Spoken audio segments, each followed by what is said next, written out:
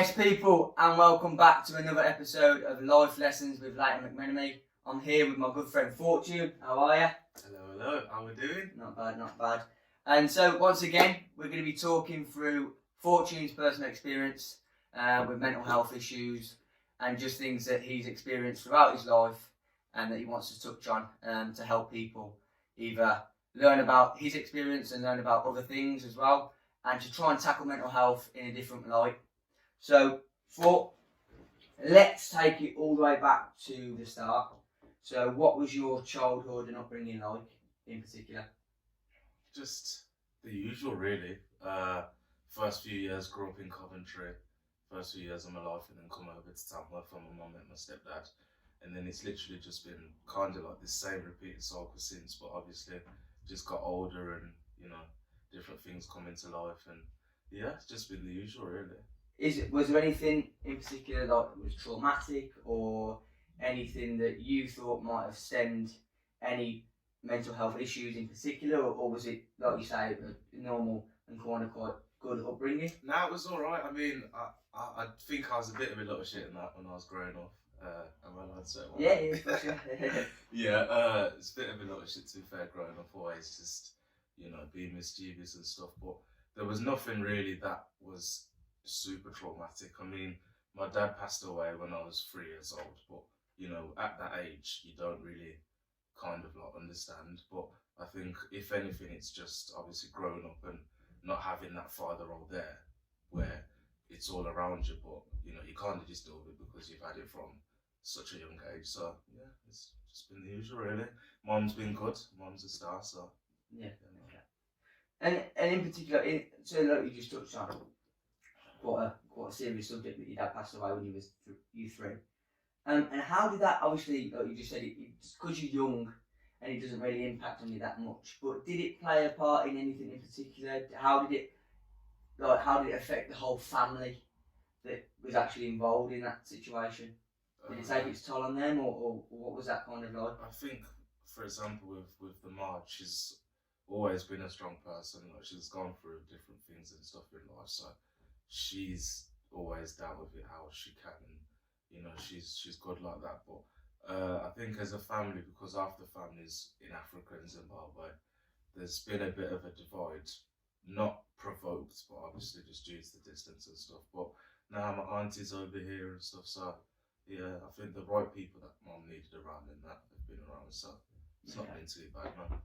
Good. Mm-hmm. And obviously, you touching on that, and that period of time, obviously then you started to grow up, you started to become a bit more mature, and then did that, obviously that factor that happened when you were 3, did that play any part in your mind, and how did it affect you personally, both mentally and physically as well? So I think the worst thing about it was probably, it's just the little things like, when you're reaching your early teens and stuff, like just having like a father figure there just for like a little kickabout, going for a kickabout, or some of my friends would talk about how I'm just doing such and such with dad or whatever, and not being able to have that. Yes, I had a stepdad, but it's different where he was over here in Tamworth for a large spell of me growing up, so I wasn't seeing him much or anything. So yeah, I think you do get that little bit where you kind of forget fundamentals, just like spending time with someone who's got that kind of like figure role to you. But yeah, I think you just kind of learn to know how to deal with it, and you'll always have people around, so it's not too bad. Yeah. And obviously growing up and having that is because not many people understand that is quite a serious thing to happen when you're so young. And so not only regarding you, but regarding the whole family as well that was involved, did anyone feel like a bit trapped, or did anyone go down a different route that you thought they might not have gone down in terms of the mental health side, maybe becoming a bit more anxious, maybe becoming a bit more depressed about the situation, in terms of you and the family? How did that kind of evolve? So I mean, I've got a sister who's 4 years older than me, and it wasn't that direct event where it was the passing of my father, but I think it's always just little things that obviously stem into one kind of like big emotion. But I think on my sister especially, because she would have been a bit older than me as well, so she probably would have realised a little bit more. So that event didn't directly impact her, but it was just the little things around that. If he had been around, maybe she would have, you know, been different about certain things, or you know, that kind of stuff. But yeah. Okay. And so obviously, like we touched on, big part of your life from such an early age. How did you overcome, or how did you kind of put your focus onto other things to not necessarily worry about or think about what had happened when you were so young? What were the kind of mechanisms that you used? I think it's literally just simply going back right down to the basics, where you know you talk about fundamentals and you look at negative situations and how can you then flip that into a positive situation. I think with something like that, it's one of them where it's just self-explanatory. All you can do is just live for that person in a positive light and just do what you can. So obviously, you know, do the things that they wouldn't have been able to do and that sort of stuff, and just do them proud, really. And it is that, and I think that's what keeps a lot of people mentally focused and mentally positive, because without that focus, such obviously you're playing your football and you're doing your DJing, without that focus, a lot of people might struggle. And so with that purpose that you have in terms of making them people feel proud, it's really important that you do have that focus. Do you agree with that? Yeah, 100%. You should never lose yourself. I think that's the first and most important thing. And secondly, always being in control of your emotions, and you know, just them basics there. I think they're always important. And just get a grip of yourself. Yeah. Okay. And then obviously touching on you more individually now, and the effects that obviously the upbringing and that current situation, how it affected you.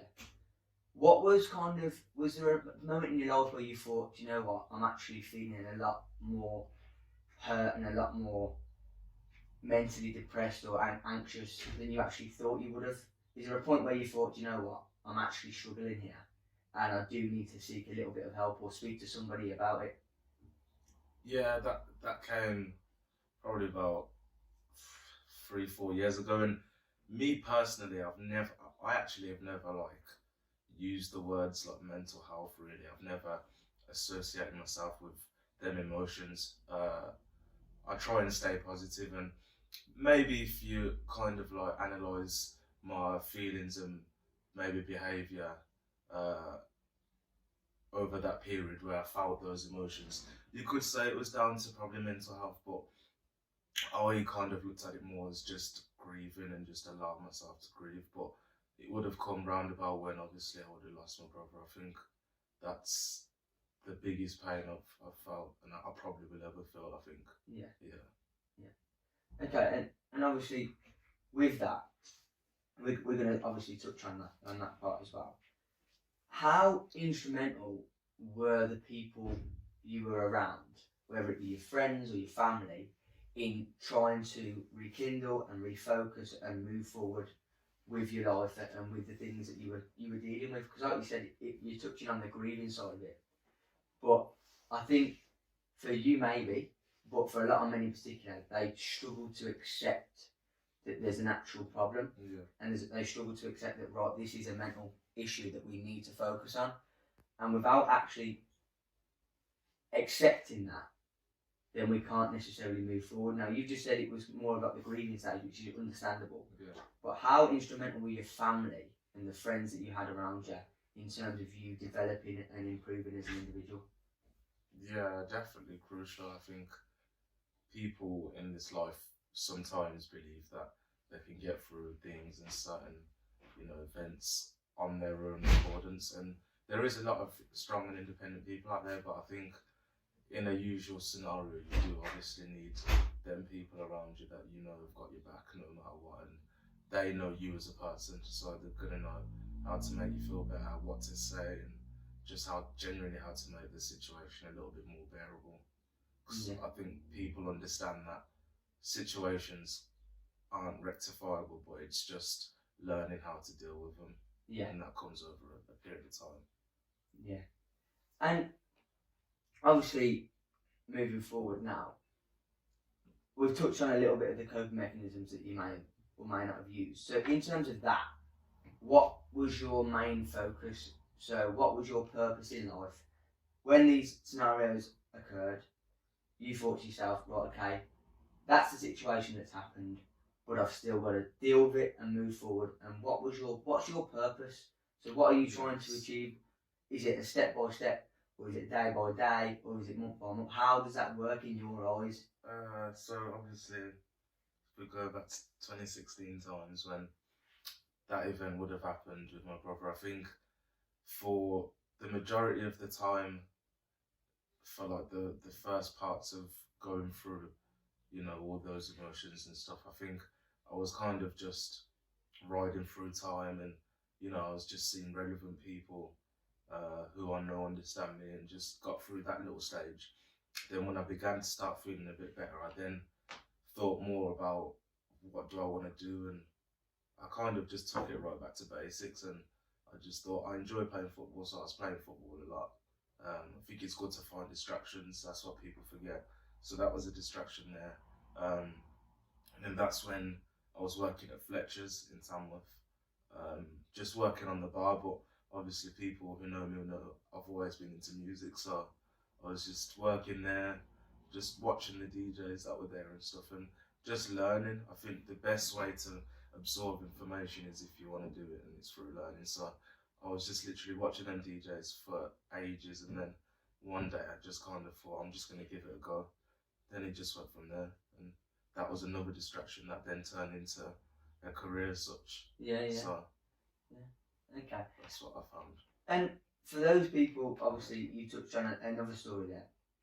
So when you were young, unfortunately, your dad passed away, and then obviously, whilst growing up, going through your more hormonal periods when you were becoming a teenager and stuff and growing up, another situation actually happened as well. For those people that don't know, would you be able to touch in a little bit of detail in terms of what had happened and how that impacted on you? Yeah, so on the 12th month of the year in 2009, my mom gave birth to my brother on the 15th. And yeah, my brother was with us for 6 years, and then there was an event that took place early April, and unfortunately he passed away. But that event there, you know, I think sometimes in life people don't understand, you know, certain things that go on within households and how certain family members are with each other. Obviously, I shared a room with my brother. He was at an age of 6, obviously, when he passed away, and he couldn't fully speak. So I think that kind of like made him a little bit more renowned to, you know, being with the family, being with his brother. Like he was just different compared to any other children I've met personally. And yeah, obviously that event there really affected me, but over time I've slowly started learning how to deal with it and how to turn the negative into a positive. And I do feel like now I am finally at a stage where I can think about him and do certain things in a positive light instead of, you know, just being a big emotional ball. But that event there obviously really did affect my life going forward. But it was just about finding the light on the other end and just, you know, obviously going through and just getting through that time. Yeah. And just quickly, in terms of the relationship you had with your brother, from the way you reacted, it was a really positive, and it was a relationship that you never forget, and the way how close you were.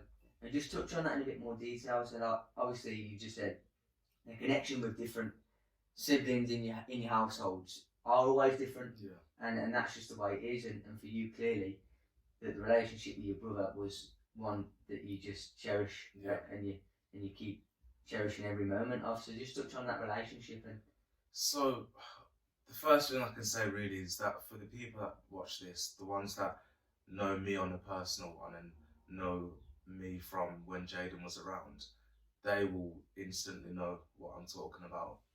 in terms of what our relationship was like. So because obviously Jaden couldn't talk, he went to Two Rivers School where they were really helping him there with his speech. And weirdly enough, it was a few days before the events took place, he'd actually started to string sentences together. So he was finally getting somewhere. But yeah, in terms of the actual relationship, he was just different as a kid. Like, I do honestly think that there's not many kids around that were like him. Like, just the way he would just come over and he just wants to give you a hug or just wants to give you a kiss. Like, I think having that there and just knowing that I'm coming home to see my brother, especially when they're at an age like that, Yeah. and they're just so like innocent and cute. Like, it was just something that comforted me. And then obviously when that unexpectedly got took away, it's gonna hurt. So Yeah. yeah.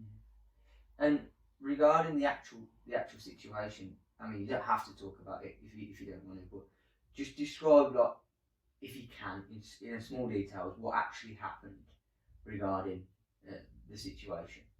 You don't have to. Yeah. So it had been my stepdad's birthday and my mum's birthday the week before, and my sister, who was with her ex at the time, it was his birthday, I think, on the day, and they all went round to my sister's.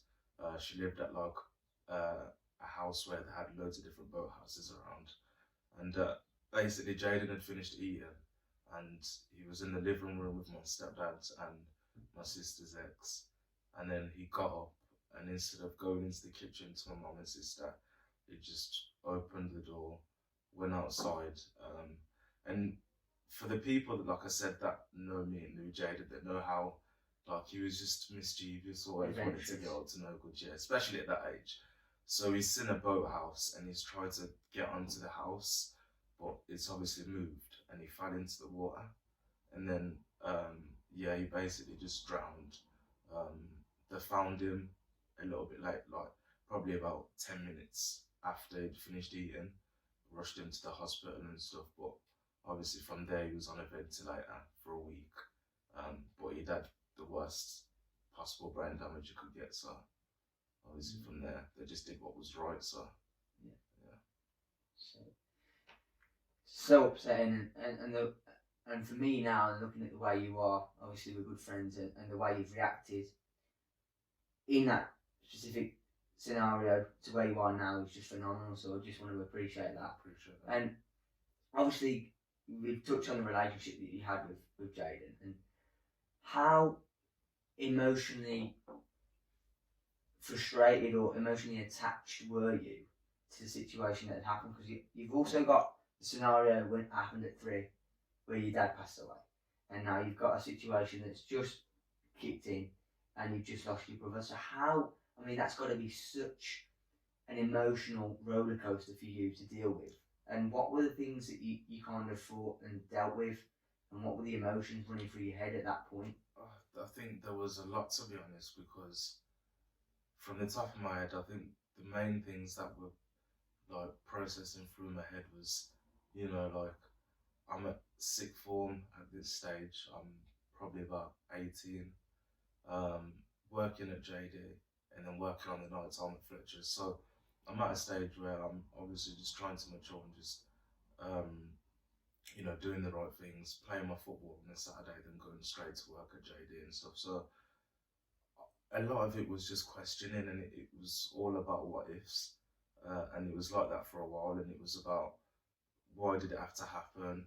I'm just still a teenager at school. But then after thinking like that, which I needed to think like that because you've always got to look at situations in every way, I then thought about the other side. So thought about my mom, who's obviously lost like my dad before she lost my granddad, who she was obviously very close to. I lost my uncle and stuff. So mom's lost people in life, whereas my stepdad has never really lost someone. So then for him to lose his son was really impacting for him. So after I thought about myself, I had to then think about them and then kind of rectify my actions and just being a little bit stronger, kind of thing. But Yeah, I think there's always certain things and stuff you'll blame, and you'll always want answers, but you should never dwell on it. Otherwise, you, you'll never get through that initial stage of just pain. Yeah. You have to allow yourself to obviously grieve, but equally you need to just look at the situation and it's happened and you can't change it, but how do you then go forward from it, kind of thing? Yeah. And you've kind of said it a couple of times. It's looking at and trying to find that light at the end of the tunnel. Now there is light at the end of the tunnel, I believe, in every situation, and it's like you've touched on. It's taking that negativity, the negative emotions, the negative scenario, and trying to change it into a positive light. And by the way you've talked about it and you've touched on, you've used football and exercise as a platform to go and express yourself. Yeah. You've also used your music side of it to do the same in another way. So in a sense, that's really good, and it's helped you obviously to develop into the man you are today. But do you feel that now a lot of people talk to me and they say that distraction isn't always the best way.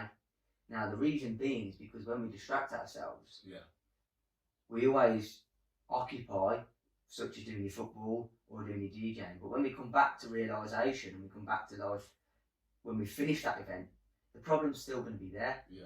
So how important do you think it is to accept what has gone on and move forward from it? Because if you don't accept, I don't feel that you can fully move on in that situation.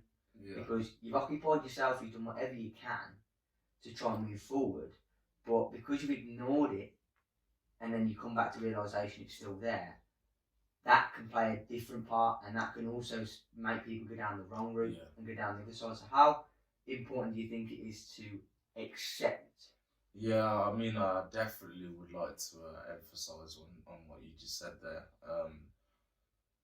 What I did notice, especially within the first 6 months of the event kind of like time bracket, is that yes, I was trying to keep myself occupied and just trying to see friends and just trying to stay positive, but you can only do that for so long. But if you are doing that, you need to allow yourself to genuinely have that little time where you just look at some photos, you think about some good times, and if you need to release some emotions, you do. I think that's crucial, because for a while I just tried to just stay distracted, and people will tell you about you need to see a counsellor and stuff, but only if it's right for you. I think the main thing is knowing that it's okay to have them times where, if you need to be upset about the situation, if you need to talk to someone, knowing that it's probably going to lead you into an emotional ball, then you've just got to do it.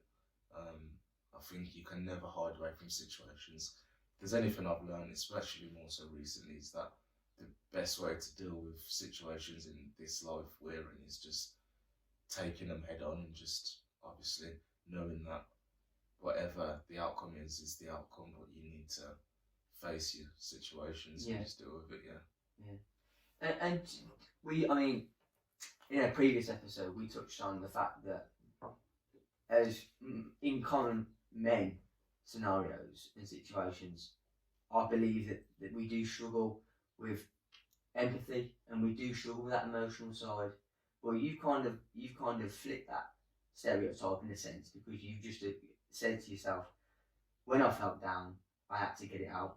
Because a lot of people don't. A lot of people hold it in, and then it all comes out at one point. Yeah, it was literally one of them sometimes where, because I personally know, obviously, as I've said, like how close I was with my bro, so it just has you questioning a lot, like why. But I think just having that little bit of time where you just let it out, it is important, because the more you're holding it in, the more you're just trying to get through day by day, and the people around you can see that you're not, fully 100, and you just have to do what you've got to do to feel better. But I can't iterate how important it is, like you said, to just, put your guard down and just let yourself loose. Because I used to think like I can't just keep crying like this over this situation. I need to find solutions. I need to speak to a counsellor. I need to do this or that. But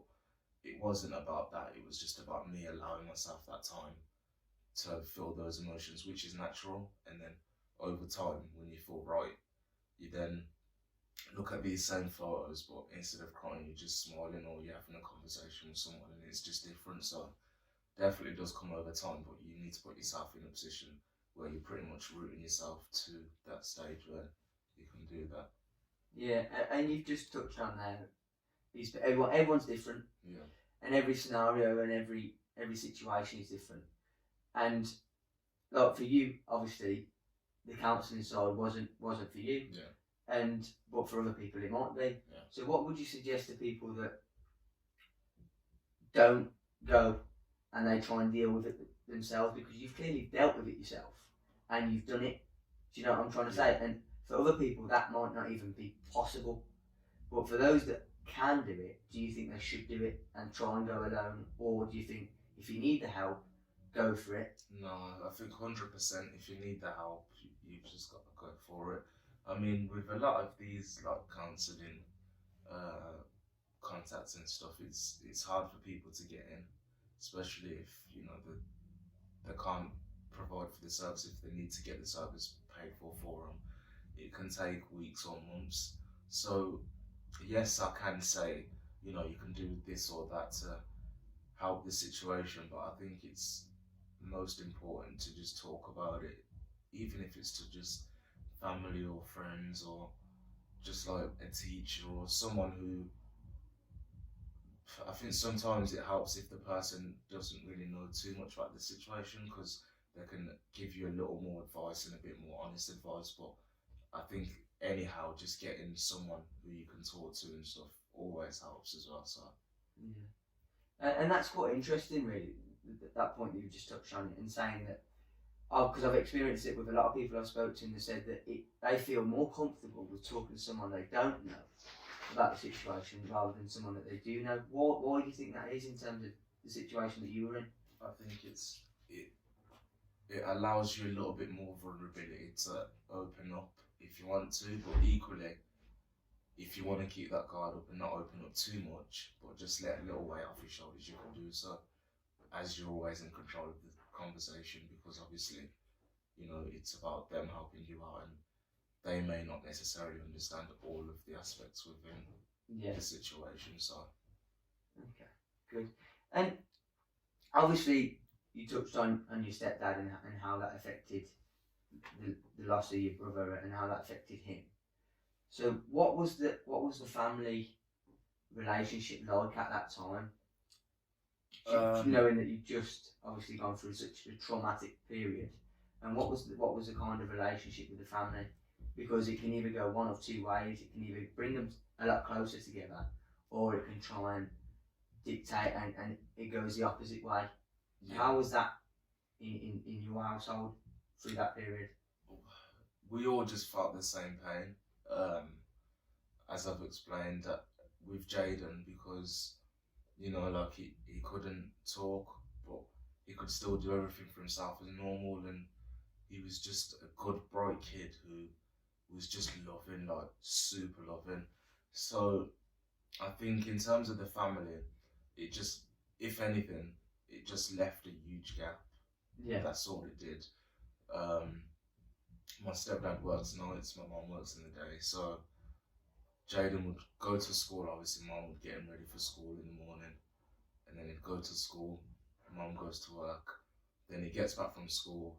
Stepdad has him for the rest of the day, and then my stepdad goes to work, and then my mum has him for the evening. Yeah. So that has and did leave a huge gap within their day-to-days, where they had him for so many hours of the day, and equally, I would just chill with him, like when I got back from work or whatever I was doing, because he literally wouldn't leave me alone. Like he loved me. He was just always at the door. Sometimes I'm like shutting the door just so I can play programs and that with the boys, but he was always loving. If I had any of the boys round, Tom Holland was always around them times, and he was like another brother to him. So yeah, I think if anything, it didn't divide the family, but it just made everyone understand each other's pain.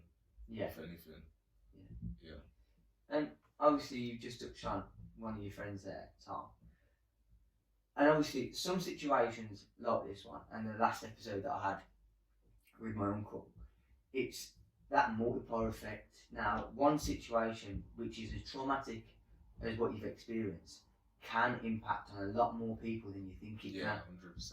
And obviously, you just touched on Tom there and saying obviously he was like another brother to him. So how did it affect the likes of your friends and obviously your grandparents and anyone that was around your family at the time and anyone who knew what had gone on?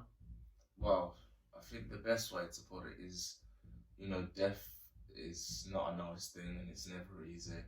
But when it's a child who's 6 and he's got his whole life ahead of him and it's unexpected like that, and then you've got a week where you're uncertain on what the outcome's going to be, but your conscious mind tells you it's not going to be good, and you're there for that week, and you've got to live that last week, and you know that the person's not fully there with you, but they're there with you.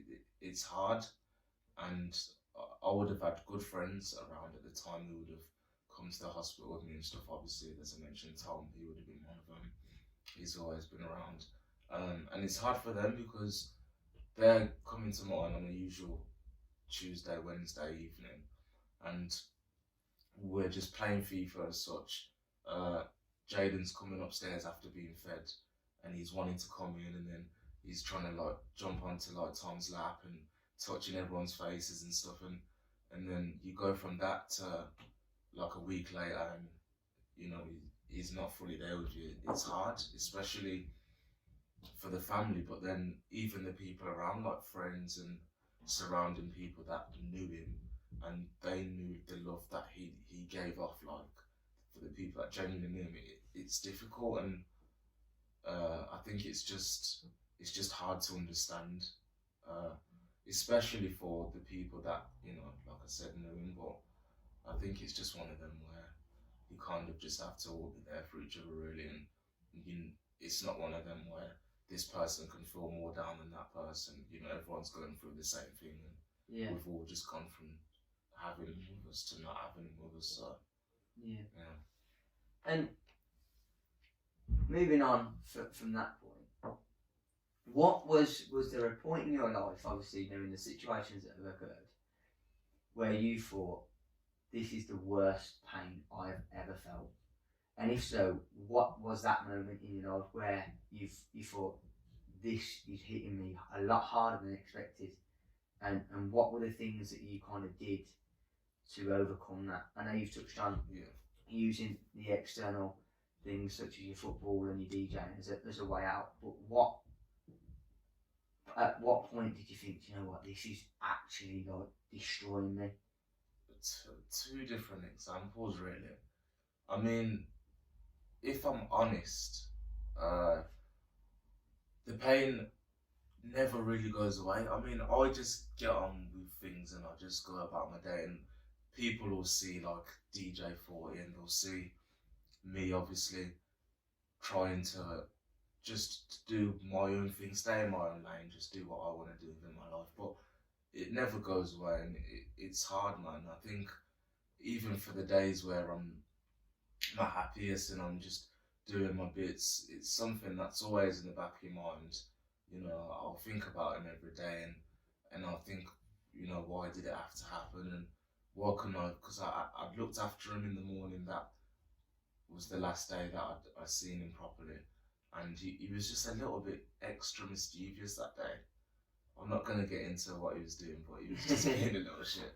And then my mum come back and she had him, and then I went out with some friends, and yeah, literally just after that, to then not really hear nothing and to go through all of that and the different emotions and stuff, it was hard. But I think the main times where I've really felt like this feeling's overwhelming it wasn't actually within the first few months. Like you said, and you like, even though you said you know you haven't had a significant event where you've been like, oh my god, but for the first few months, you do know, like I wasn't really allowing myself to feel like that, and I was just finding distractions and trying to do everything I can. But it probably would have been about 4 or 5 months down the line when reality is starting to kick in a bit more and people are asking questions. I think that was one of the first times where it really felt overwhelming, actually. Um, and then the other times where you get that sense of feel again is on significant days. So his birthday's next Tuesday, I think the 15th, or next Monday. And I know that's going to be hard. And I've been dealing with it quite good, to be honest, over the last sort of year. But recently, again, I think it's probably because we're coming up to December. I'm starting to get those feelings come back through again. So, you know, it's kind of like back to the drawing board again now, and just making sure that I stay focused and I can control my emotions and just feel the emotions in the correct sort of way. Yeah. On the thing, yeah. But yeah, they're probably the 2 times I'd say. Okay. Yeah, and it is, and for a lot of people, it's not necessarily the initial situation or event that happens. It is, like you say, it is further down the line where, because you're in such a busy state, whether that be going to the hospital or speaking to your family members or being busy and occupied, that when, like you said, coming back to realisation and a few months down the line where you're looking at situations and people are asking questions, like you said, and it's overwhelming, and that is a part I think a lot of people struggle with, because it's not necessarily the initial impact, it's the long-term impact that it has, and the long-term impact is life impact. Yeah. And are there points, obviously I imagine there is, where throughout the day you see people in the street, for example, you might see little kids in the street and they're doing something stupid, and it just brings back their memories. And what are the main things that stick out for you with him and the things he used to do? So obviously, as I said, I worked at Fletcher's in Tamworth when I was 18, around the time it happened. And funny enough, now I'm actually working for the same guy, Mark Fletcher, but doing something different now. So big up Mark for looking after me. But he's got 2 little boys.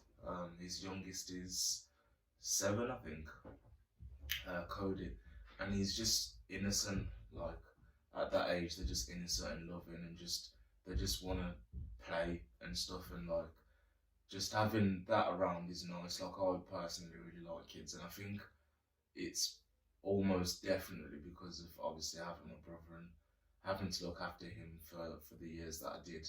And I look back now and I just cherish like literally every moment.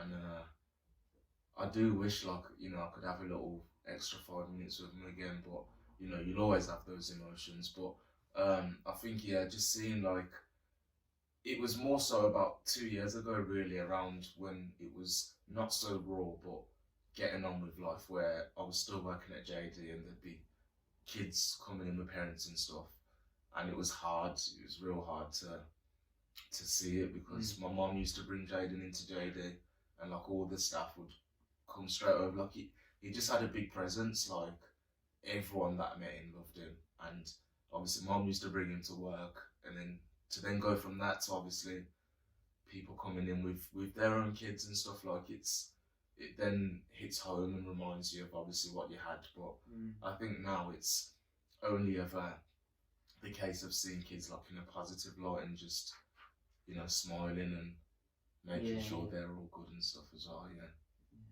And going forward and touching on the subject of the emotional side of it, what were specifically the emotions that you'd felt through your dad's, the loss of your dad initially, to then the passing of your brother? What were the raw emotions, and what were the types of things you were feeling and experiencing at that time?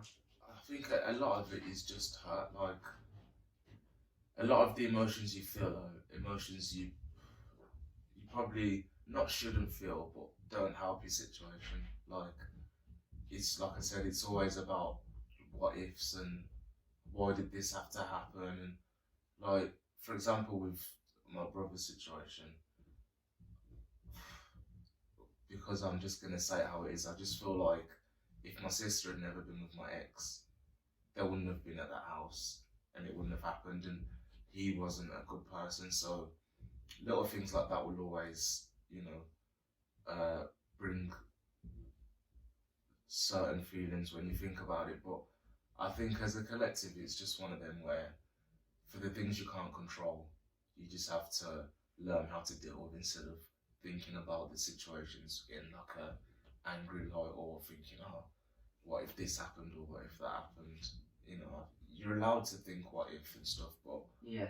it's probably better to try not to think that way if you can, just for your own frame of mind. Yeah, because I do agree, and the people I've spoke to about their situations and stories, is that when there is anger there, and when there is frustration there because of the situation that occurs, that can damage you a lot more in the long run than if you initially accept it. And obviously, because it's such a raw and emotional, traumatic time, the frustration is going to be there, the anger is going to be there. But like you said, it's about you developing techniques and ways for you to relax, express yourself, and just move forward.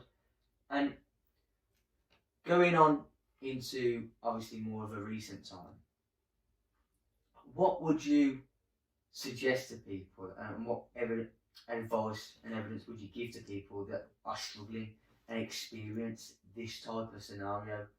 Because I get everyone's story is different and everyone's life's different, but if you come up with a situation where you've had two really traumatic periods in such a short time, I mean, you're only what? 22. That's two traumatic experiences in a very, very short period of your life. Yeah. So what would you suggest to people to those who have experienced that? I think my mum said something to me once, not too long ago actually, and it really stuck, and I think it changed the dimensions of things. She said to me, I was having a bit of a down day, and she said, what you need to remember is how many people do you know that have got a tattoo of their brother's name on their chest. And her just saying that kind of did make me realise how strong I am, and how this amount of time has passed by already. And yes, I haven't got over this situation, but I've learned how to deal with the situation within that time period. And it's like, my mum don't hold my hand. I get up, I go to work, do my own bits. I get back, I'm independent. So I know that for the vast majority of whatever I would have felt between that time and when she said that to me, I've dealt with, and whether that's with her assistance or through talking to one of my friends or whatever, I've known the appropriate actions to take to obviously feel a bit better. So I think her saying that really did make me feel better, and change things. But I think in terms of your actual question, to people, I'd probably just say,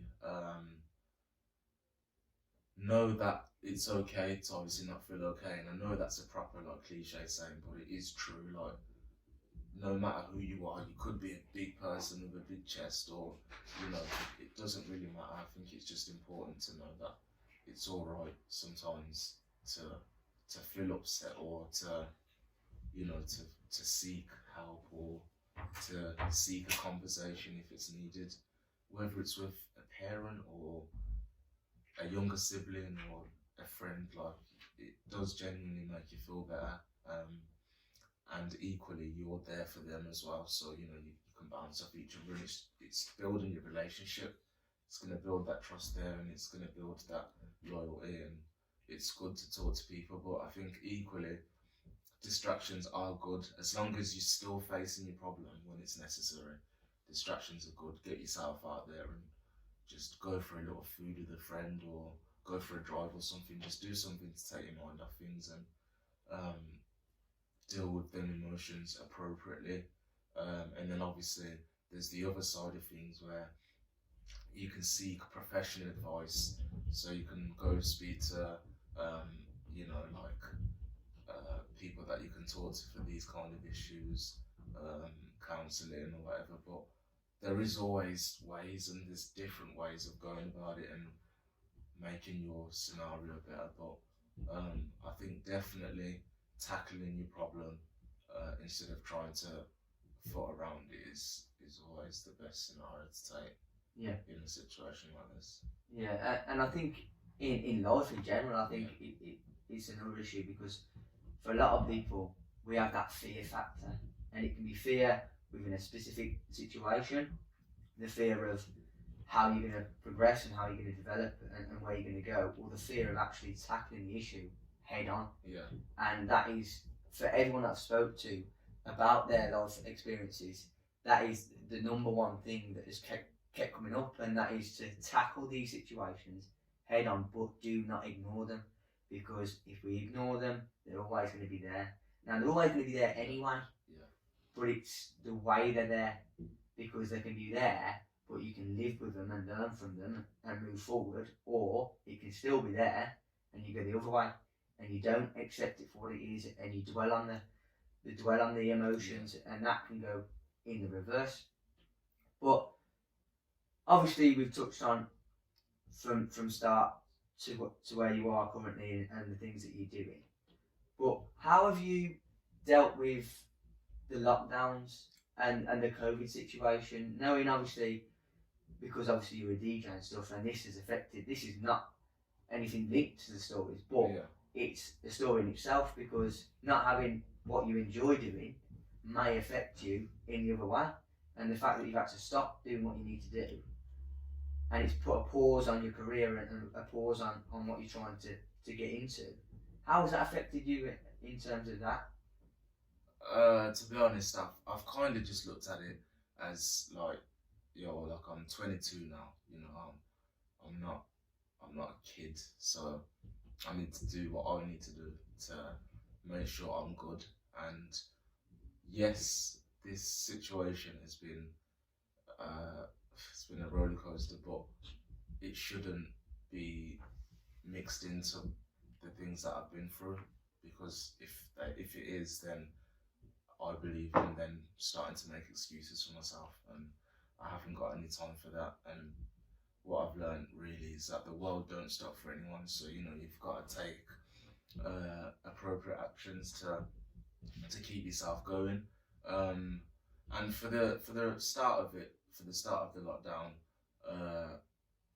I could have went and did all these grants and stuff, but I kind of just thought that the world don't stop for no one. You've got to do what you've got to do to keep yourself going, as I said. So went and worked for a few weeks, and then I had a little period where I didn't work, but I still just had little bits that kept me juggling, and that was kind of like a back to the drawing board kind of time where, yes, I know my DJing store there, that's a brand that I've got there, but I need to look at other fields of play.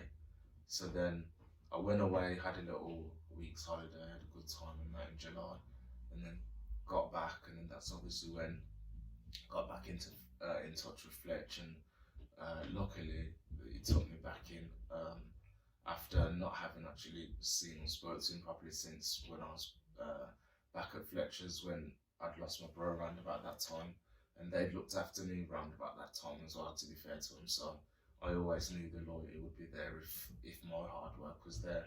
So luckily I got back in touch with Fletch and just been working for him since, and things have been good. I've finally been able to get a full grip of what this situation is, in terms of, okay, this is going on, it's probably going to affect me in terms of this and this for probably this and this amount of time. So then I've been able to get a grip of my financials, my time, my spare time, and just kind of like day to day really, and knowing how I can just get through the different days. So I think now I'm in a fortunate position where I can say I'm making the best of a real bad situation like this, but it took like a little bit of thinking and wanting to get the things that I want to obviously progress through. Otherwise, I wouldn't have progressed through, and I'd probably still be scratching my head now, just waiting for the lockdown to finish. But I never allowed myself to get into a situation where I'm waiting for things to happen. So yeah. And going back to where you actually find your motivation. I mean, you touched on it previous, and it's about proving to people, so proving to your father or proving to your brother that you can do something and become positive from such a bad or traumatic time. So is that your motivation in general, or do you find you have that motivation in itself from those two periods, or do you also have that internal motivation where, listen, at the end of the day, if you don't work and you don't put the effort in, you ain't getting any rewards out of it. So do you have a bit of both? to be fair, big ups to the mum as well. To be fair, because she doesn't get on at me like, but she'll always be like in my ear a little bit. It's just in terms of as in she knows the DJing thing's good. She knows it pays me well because I've worked hard to get to that stage and I enjoy it. It's not just about the money, but we all need to live. But she knows about the DJs there, and obviously she knows I enjoy my football. But she's not been on at me in the past, but she's obviously just said, just make sure that you've got your own back, because she sees it, and I believe that with anything that I do, if I just put my time and effort into it and I want to do that thing, I can do it to a pretty considerably good degree. Yeah. So really from there, it was just about doing the things that I want to do and making sure that I just do them as best as I can. And I've not really had like a kick up the arse, but she's always just, kind of like Put you back stayed on that in path. the loop, and made sure I'm always down that path. And I think it does make a difference. But I try not to be too hard on myself, but I do tell myself that things need to get done, otherwise they won't get done, because no one else is gonna do it for me. So I think it's just kind of knowing where you're at. Yeah. That's important. And looking back at your whole life and the things that you've done, you've achieved, and the things that you've experienced, how important and significant do you think that has all been to make you the man you are today? Yeah, very important. Me and a few others had to carry my bro's coffin in at the funeral, which was actually a nice reception. Got to say a few words and stuff, so it was nice to give him a good send off. But it's just little events like that you think back on, and it just fuels you and gives you energy to get through life and to get this done, and then you get to the next step and you get this done, and it's just keeping yourself moving, because I can't change what's happened. I mean, you can probably tell within the nature of the way I speak that it's hard, and I just love nothing more than just being able to relive one more memory just once more again. And I look at photos and videos and stuff, and I can put myself back to that time, and it's hard to look like that. But I think for as long as you're just doing the right things, and you're doing that person correctly, you can't really do much more, and you have to just look at it in more of that positive sense instead of dwelling and putting yourself right back to 2016 kind of thing. And we're getting towards the end now, and I just wanted to touch on it a little bit, and that was the fact that obviously knowing the situations and everything that's gone on, how difficult is it for you to actually open up and talk about it? Because not many people would even consider talking about it, not only to me, but to anyone in general. So how has that gone, and how has that kind of process of you becoming accepting and trying to talk to people about it? What do you think? And I'll tell you what the answer is. Well, from where I'm sat, I'm an honest one.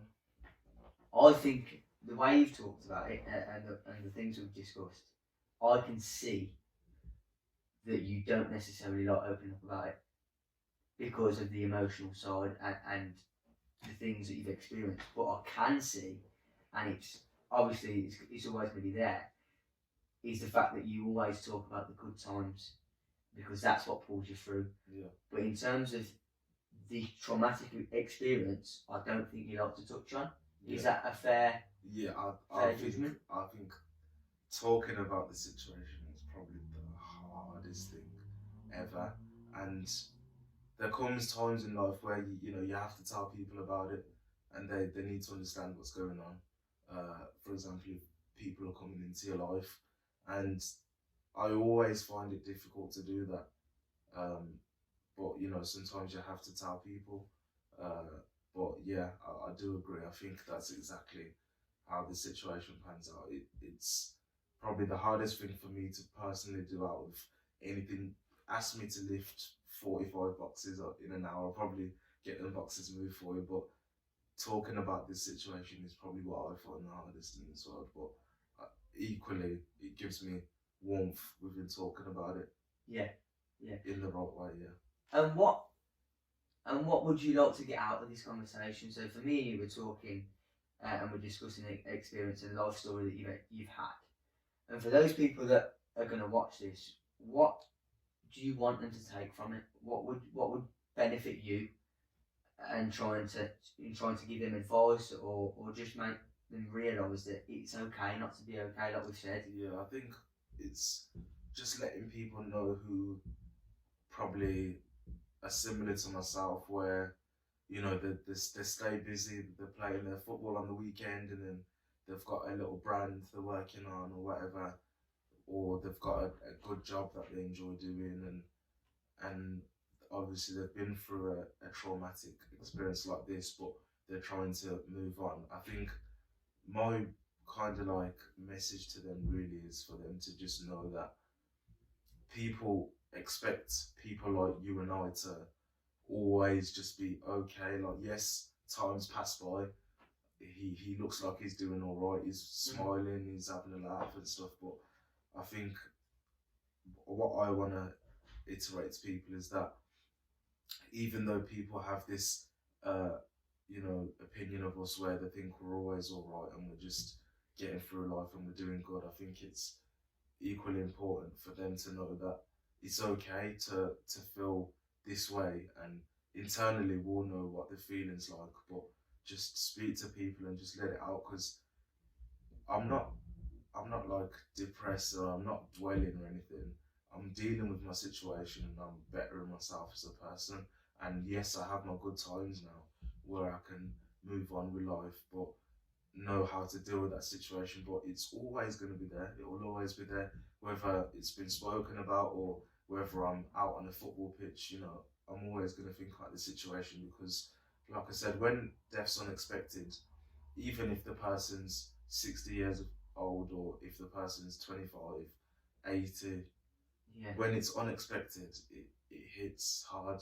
People like to say stuff about you never know when the last day you see someone is. Like, I didn't look after my bro that morning to expect to not be seeing him again after that morning. Yeah. So, I think it's important for them people to know that if you need to talk and... I'm not sure I understand. What do you mean, Sid? But yeah, just knowing that if people need to talk and let emotions out and just crying or anything, like just do it, because it's going to make you feel better. And yes, some people may expect you to always be on the up or always be happy and stuff, but you need your time where you think about yourself and put yourself first before others. You haven't got to be strong 24/7. Yeah. And so obviously we're going to finish up now, and I just wanted to quickly ask you, what kind of things have you done now that you've looked back on and you thought, if I would have done that then, that might have helped me out? So for me, whilst I've been in this lockdown situation, I've done a lot of research. I've touched on mental health courses and other things. So is there types and different techniques that you've used now that you didn't necessarily use when you probably needed them? And that could be from like meditation to the likes of going on walks, looking at the environment, anything in particular that you use now that you didn't necessarily use through that period? I think the main one for me, really, as you talk about fundamentals and getting back to basics, is just like, just give yourself that time where you need to think about whatever the situation is and just feel exactly how you need to feel about it, because just trying to bypass your emotions and getting through it will work for however long you want it to work. It's going to work, but then I can promise almost anyone there will come that day where it stops working, and then you have all these things that will come crashing down on you, and it's overwhelming. And then that's when people get to a stage where they'll fall into a huge sense of depression, or they'll try and do something stupid. So I think it's just knowing that, allow yourself in those intervals where you need to just feel the upset and the anger or whatever else you need to feel, and just let it out instead of holding it in. Yeah. And that's where you find your character. That's where you find the people that have got that character about them and have got the purpose, because they won't let, no matter what the trauma, no matter what the experiences that they've had, dictate where they want to go and how they move forward. And finally, how important do you think, I mean, you may not have seek medical advice or anything like that, but you know you go through your bad days and your good days. But how important to you do you feel mental health and mental health issues are? I think they're a big issue. As I said, me personally, I've never actually labelled my issues as, I think it could be mental health. But like I said, why not if I ask you that? When I actually kind of like analyse the situation and certain feelings that I would have felt over certain times, you can say it would have been mental health. But I think the reason why I kind of had that that kind of perspective was because I didn't want to, and this isn't to sound any type of way, but I didn't want to give my personal self any excuses as to why I was feeling the way, other than just grieving and getting through it. And I kind of wanted to get through it in more of a sense of it's just natural and just get through it. But I think the mental health issue is real, and I think it affects a lot more people than the people that come to light. And as I said, it's just crucial to have them conversations and get stuff off your chest, because it can really get a lot worse, and obviously that's when the worst times start to come as well. But as I said, I think for me, the reason why I never labelled it as that was because I wanted to get through it without having justifications. And like you said, people throw the mental health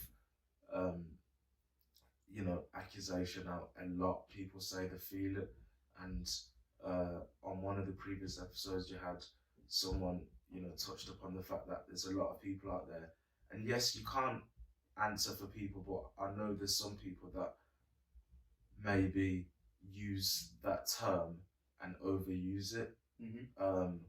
But I know that for the people that do suffer with it and have their things, it is an issue, and it needs to get dealt with, whether it's through conversation or distraction. There's loads of different ways. I think that's something important for people to realise. There's loads of different ways, and it's just about tackling it. Yeah, and I think the fact that you necessarily didn't want to look at it and think, yeah, do you know what, I am depressed, or because you've got that positive mindset, you've got that motivation that you've used through the experiences to try and propel you to get to where you want to be. And I think for the majority of people that suffer with these mental health issues don't want that clarity, like you just said, and they don't want to be told that they have a problem, because then it will stem a different reaction.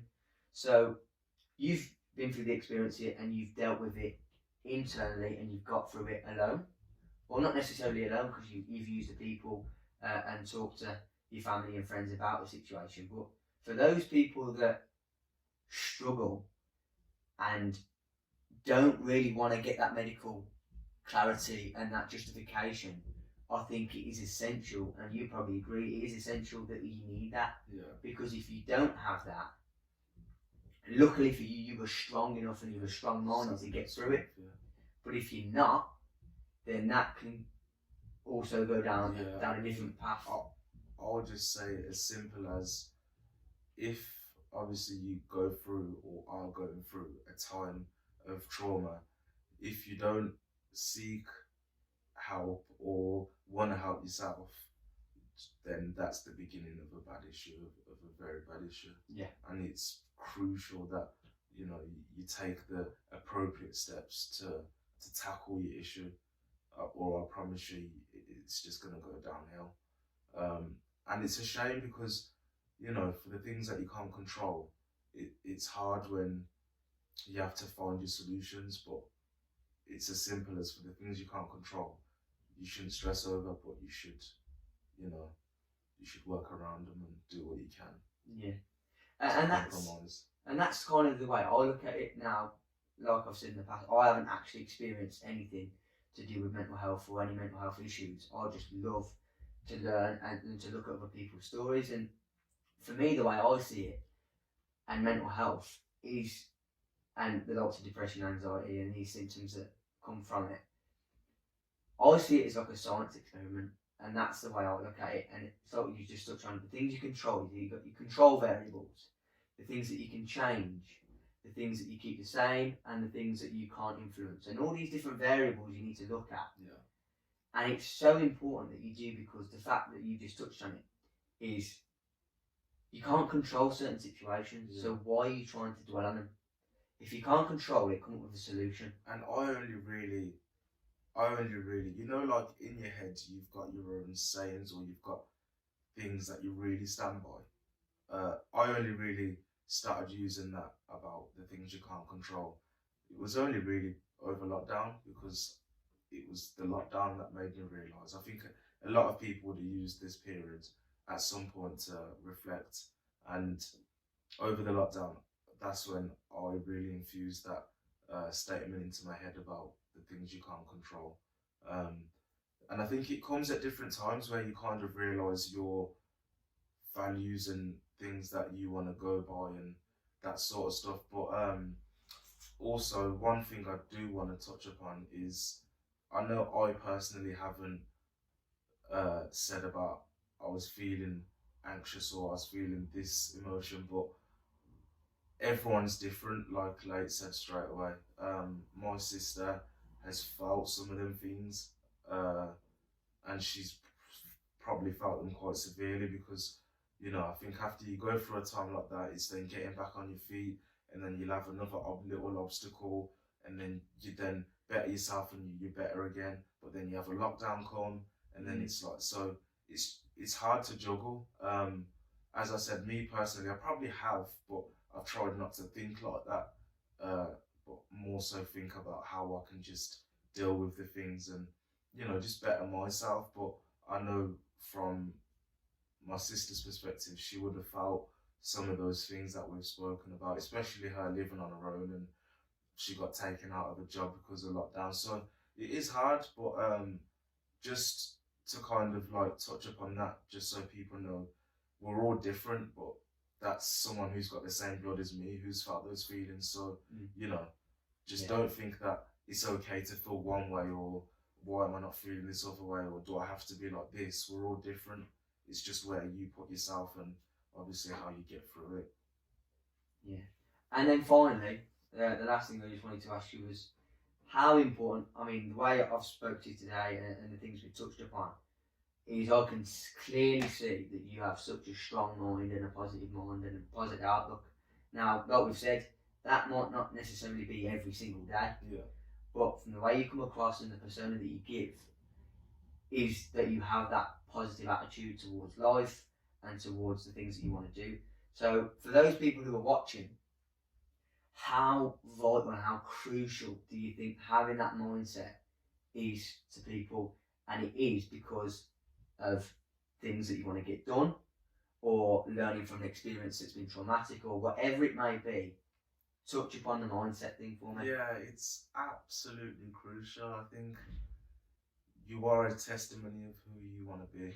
So if you're not going out there and getting it, if you're not a go-getter, then what are you? Because as I said, one, this world don't stop for no one. So when essentially our whole world stopped because of this lockdown, I couldn't then stop myself thinking, when's this going to be over so I can carry on with life again? You know, you have to keep your back covered. So I think being a testimony of who you want to be is important. But equally, it's just knowing as well that, you know, there's so much more to life. Even after going through a traumatic experience, there's more to life. Even if you believe there isn't, there is. And there's way more times ahead for you to come.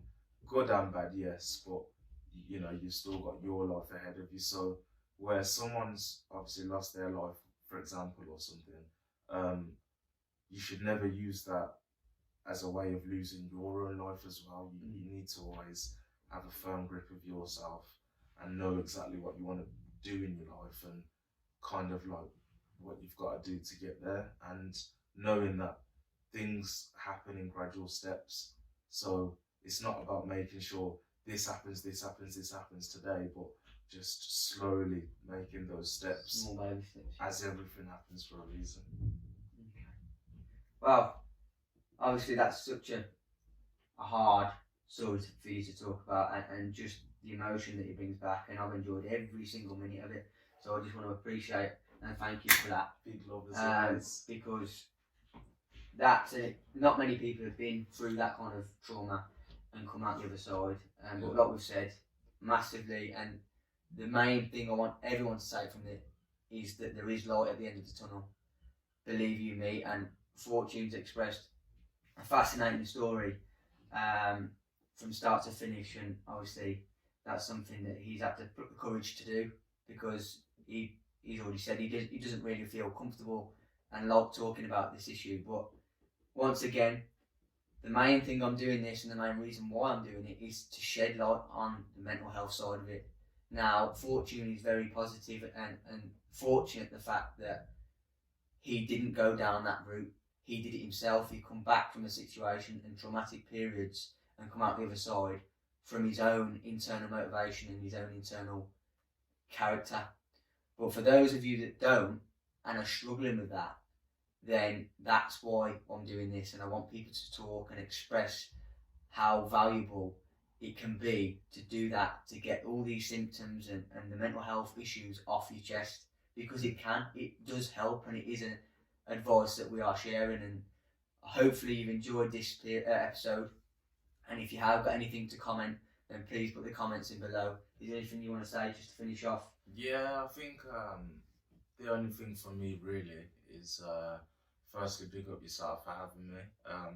As I said, it is hard to talk about it, especially I think for the people that kind of like know us. They'll know that with the people that we associate ourselves with, it's only ever really like positive vibes, and you know, everyone bounces off each other and stuff. So we don't really have these conversations too much, but the conversations are had when they're needed. And just for people to know that it is important to have these conversations and to just take that weight off your shoulders. It's just literally as simple as sometimes we have them days where, you know, it could be like a quick financial issue on that day or whatever, and getting that reassurance of like a parent or a friend, and then feeling better once that day's done, and then the next day it's forgotten about. It's kind of like the same principle, but obviously to a different degree, where you're just talking to get things off your chest. So it may not be that you've rectified a financial issue, but you've maybe rectified a little internal hole that you'd had on that day where, you know, you were feeling whatever you were feeling. But yeah, I think it's just knowing that it's important to talk to people, and that there's so many ways of obviously seeking some form of advice or help if you're feeling down, and knowing that it's okay to feel down, because I think a lot of people forget that. Yeah. So there we go then, people. That's episode 3. Like I said again, if you enjoyed it, then please hit the thumbs up, and if you haven't already subscribed to the channel, then please do. There'll be more stories and experiences coming up on the page. So yeah, thanks for watching.